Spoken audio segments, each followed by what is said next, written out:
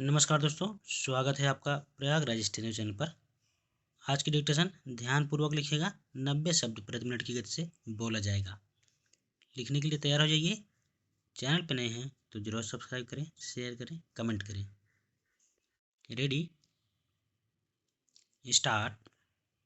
माननीय सदस्यगण, मैं आज यहाँ हमारे संविधान के अंतर्गत निर्वाचित भारत गणतंत्र की पहली संसद के सदस्यों के रूप में आपका स्वागत करता हूँ। हमारे विधानमंडलों के गठन तथा राज्यों के नेतृत्व से संबंधित संविधान के सभी उपबंधों को अब पूरी तरह लागू कर दिया है और इस तरह अपनी यात्रा का एक चरण पूरा कर लिया है। चूँकि हमने वह चरण पूरा कर लिया है, इसलिए हम दूसरे चरण की शुरुआत कर रहे हैं। आगे बढ़ते समय किसी राष्ट्र या व्यक्ति के लिए कोई विश्राम स्थल नहीं होता है। आप हमारे 1700 लाख से भी अधिक लोगों द्वारा नवनिर्वाचित संसद सदस्य इसके यात्री हैं तथा आप पर बहुत बड़ी जिम्मेदारी है। इस ऐतिहासिक अवसर पर आपको संबोधित करते हुए मुझे अपनी प्राचीन भूमि तथा यहाँ विशाल संख्या में रहने वाले स्त्रियों तथा पुरुषों के श्रेष्ठ भाग्य का ध्यान आ रहा है। नियति हमारा आह्वान कर रही है और इसका उत्तर हमें ही देना है, जिसने पहले हजारों सालों के इतिहास के आरंभ से अब तक सौभाग्य और दुर्भाग्य दोनों ही देखे हैं। इन अनेक वर्षों में हमारी भूमि महान बनी है तथा हमारे भाग्य में दुख भी आए हैं।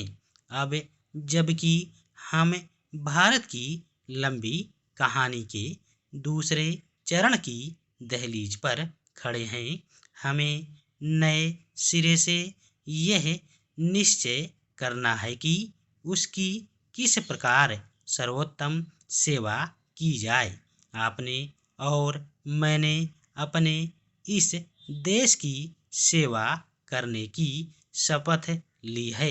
हम अपने इस वचन के प्रति सच्चे रहें तथा इसको पूरा करने के लिए अपना हर संभव प्रयास करें। यही हमारी प्रार्थना है।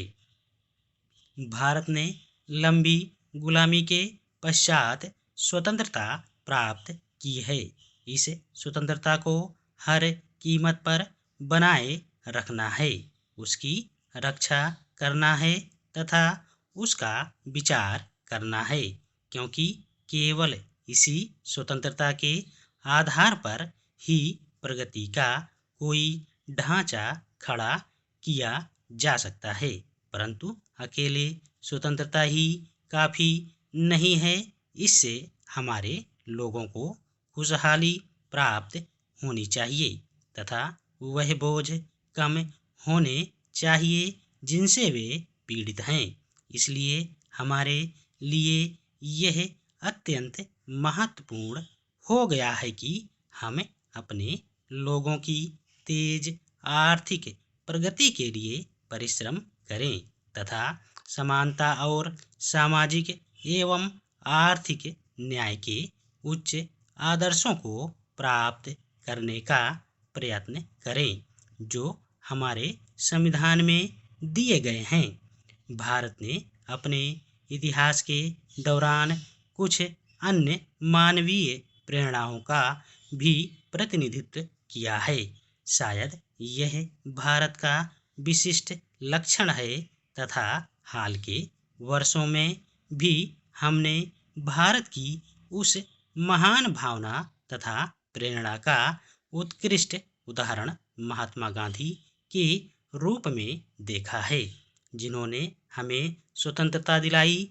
उनके लिए राजनीतिक स्वतंत्रता एक अत्यावश्यक कदम था, परंतु मानवजात की संपूर्ण स्वतंत्रता की दिशा में यह एक छोटा सा कदम ही था। उन्होंने हमें शांति तथा अहिंसा का पाठ पढ़ाया।